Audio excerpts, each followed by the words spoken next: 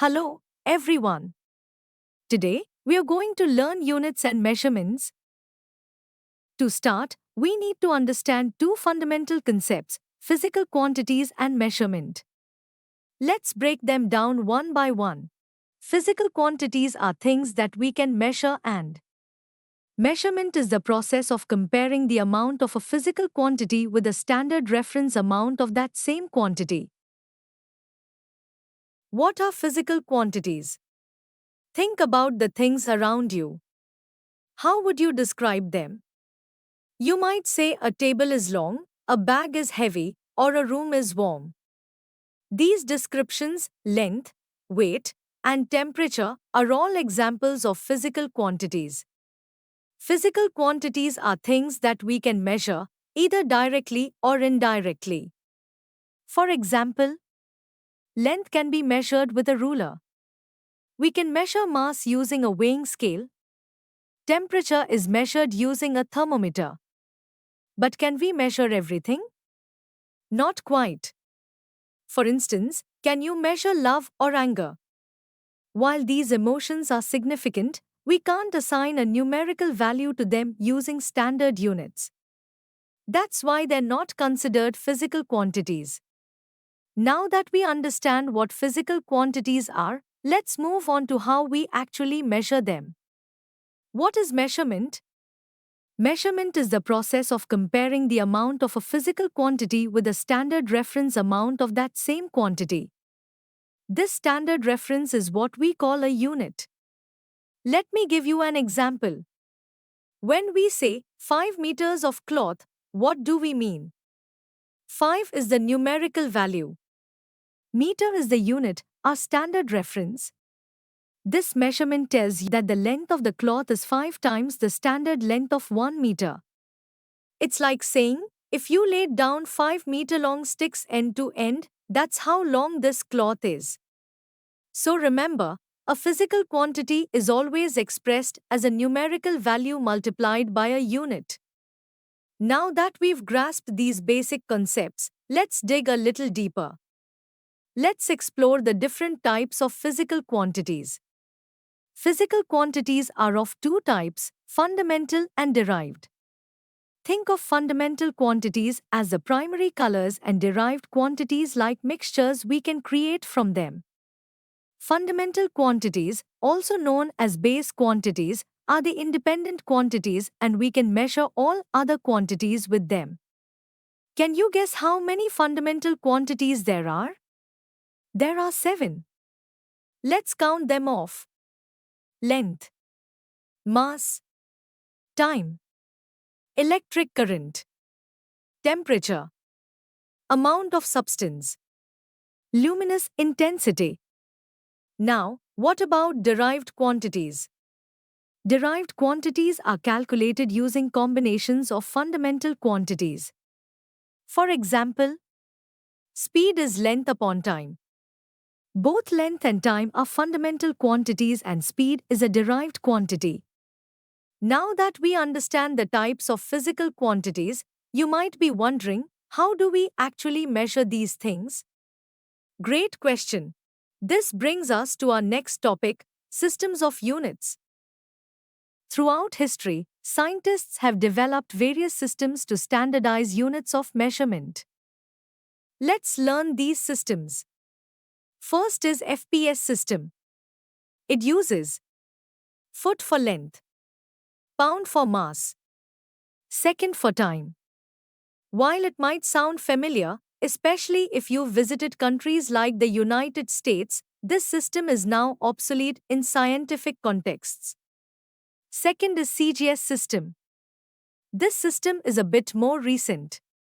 It uses centimeter for length, gram for mass, second for time. While more precise than FPS, it has a small problem. Can you guess what it might be? That's right. The units are too small for many everyday measurements. Imagine trying to measure the distance between cities in centimeters. Third is MKS system, meter kilogram second. Now we are getting somewhere.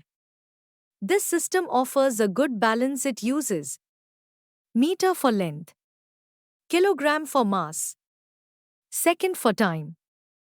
This system is suitable for measuring both small and large quantities. It's not too big, not too small, but just right. Now finally we have SI system, International System of Units. This is the modern standard used worldwide. The SI system uses the MKS system and adds units for the remaining fundamental quantities. Let's look at them all together. Time is measured in seconds, its symbol is S. Length is measured in meters, its symbol is M. Mass is measured in kilograms, its symbol is kg. Electric current is measured in amperes, its symbol is A.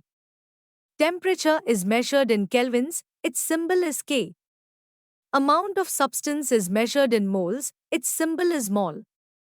And luminous intensity is measured in candelas, its symbol is CD.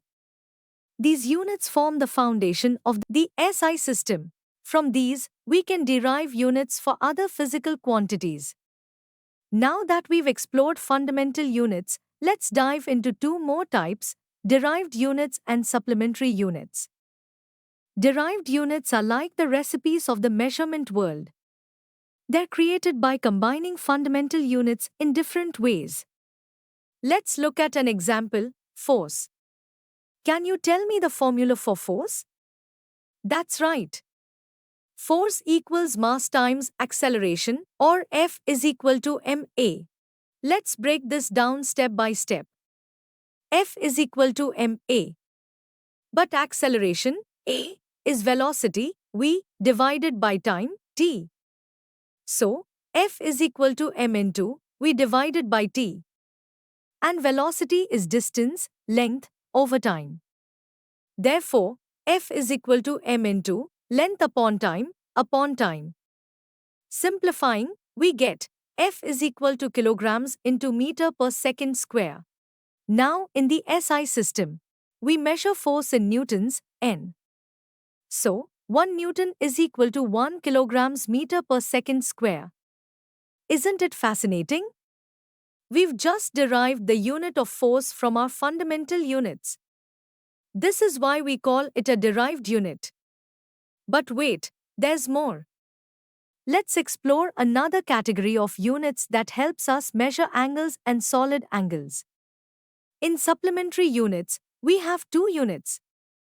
Radians, rad, for measuring angles. Steradians, SR, for measuring solid angles. Let's visualize these. Radians, imagine a circular arc. We have alpha as the angle, r as the radius length, l as the arc length. The angle in radians is defined as alpha is equal to LR. Next is steradians. Now, let's think in 3D. Imagine a skier. Cut out a cone from this sphere. The half angle of this cone is alpha.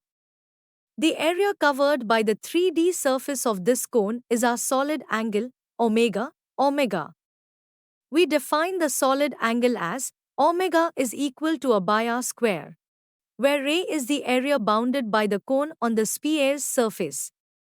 Now that we've explored these different types of units, let's dive into a concept that ties it all together, dimensions. Dimensions are the powers to which fundamental units are raised to express the derived unit of a quantity.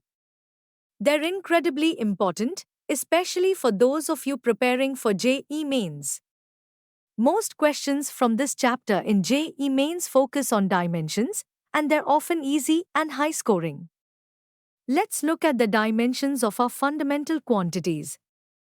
Length has the dimension symbol L.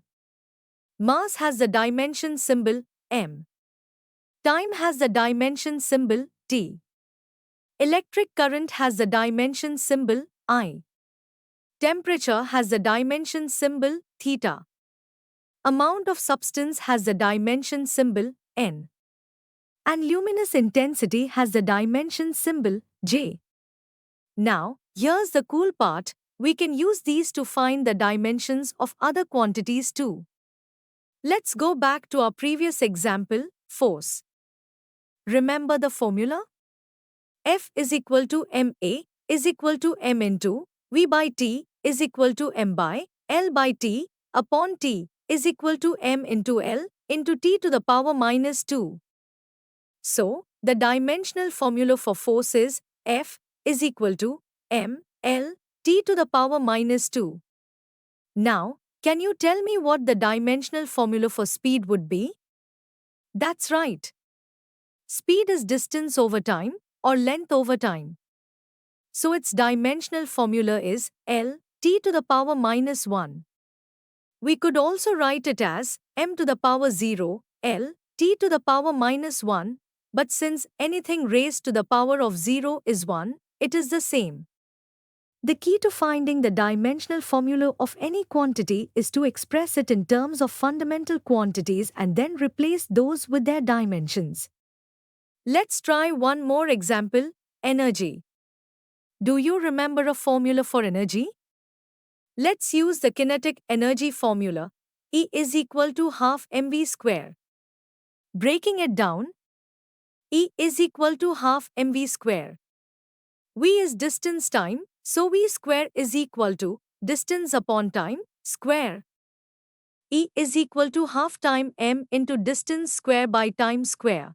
Therefore, the dimensional formula for energy is E is equal to m L square t to the power minus 2. And there you have it. We've learnt what physical quantities are, different measurement systems, derived units, supplementary units, and dimensions. We hope that you have understood the concept. Now, here's a secret on how you can study effectively with the EduRev app. You can learn with chapter notes, watch video lectures and solve JEE level MCQ tests of this chapter on EduRev, and that's not all. You also get amazing courses for mathematics and much more for your JEE preparation. Thank you.